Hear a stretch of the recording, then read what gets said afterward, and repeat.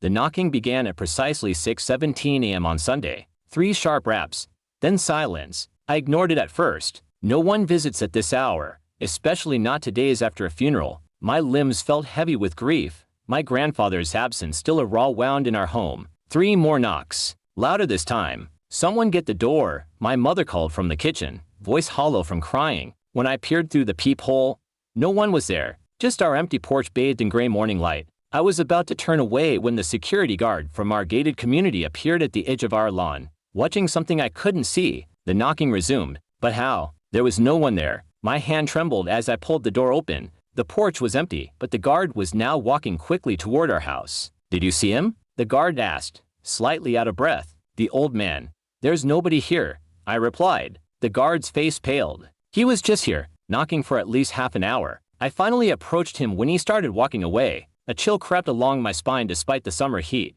"What did he want?" "Said he needed to say goodbye to someone he never had the chance to meet." The guard glanced past me toward the living room. "Mind if I come in for a minute? Just to check something." I hesitated, then stepped aside. The guard walked slowly into our living room, where photos of my grandfather's life were still displayed from the memorial service. His eyes scanned each frame until he froze before the largest portrait of Grandpa on his 80th birthday last year. "That's him," the guard whispered, pointing. "That's the old man who was knocking. Exact same face, same clothes." The house fell silent. Then from upstairs came the sudden, piercing cry of my newborn sister, awake for the first time that day. My mother rushed to the nursery while the guard backed toward the door, unable to tear his eyes from my grandfather's photograph. "Impossible," he muttered. "He was solid as you or me." As the guard left, I noticed muddy footprints on our porch that hadn't been there before. They led from the door to the edge of the steps, where they simply stopped as if whoever had made them had vanished into thin air. That night, my sister slept peacefully for the first time since her birth,